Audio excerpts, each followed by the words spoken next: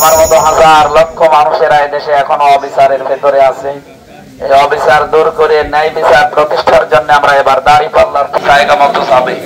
জামাতের আমির যিনি আছেন ডাক্তার শফিকুর রহমান, উনি ঘোষণা দিয়েছেন জামাত ইসলাম থেকে এমপি হলে মন্ত্রী হলে 5 বছরে তার একটা টাকা বাড়বে না, আরো যা আছে তুমি যাবে। সুতরাং এই রাস্তায় এসে আমাদের খুব লাভ হয়েছে তা কিন্তু এই জনগণের খেদমত করা, সেবা করা, এটা আমরা জান্নাতে যাওয়ার আর আপনারা স্বর্গে যাওয়ার কথা যেটা বলেন এইটা মনে করি।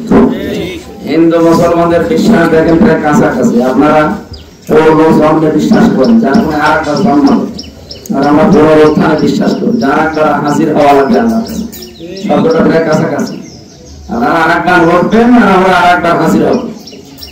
দুনিয়ায় আপনারা আর একবার আসার চিন্তা আছে, পুনর্জন্ম বলে যেটা, আর আমরা যেটা পুনরুত্থান মানে কি আমাদের দিন আমাদের সবাইকে ওঠা লাগবে এই বিশ্বাসে। সুতরাং আমাদের মালিক একজন আছে, এটা আমরা সবাই জানি।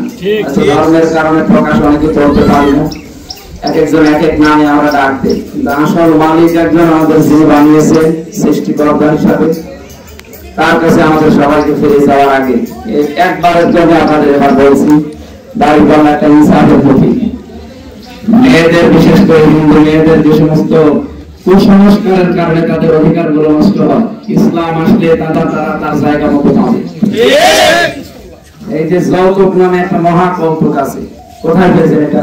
এটা হিন্দু মহিলাদের উপরে একটা বাবার উপরে বড় বড় জুলুম, তাদের বাবা আছে তারা জানে। ইসলামে আমাদের আছে যে এই যে বরযাত্রী চায় মানুষ 200-300-500 করে বরযাত্রী চাওয়া ঠিক না, আর এটা ইসলামে জায়েজ বলে। আপনাদের ধর্ম কি বলে আমি জানি না। এটা তো করা লাগবে যে ছেলেদের বাড়িতে, যারা ছেলেরা বিবাহ করবে তাদের বাড়িতে খাওয়া দাওয়ার ব্যবস্থা হবে, অথচ এটা সব মেয়ের বাপের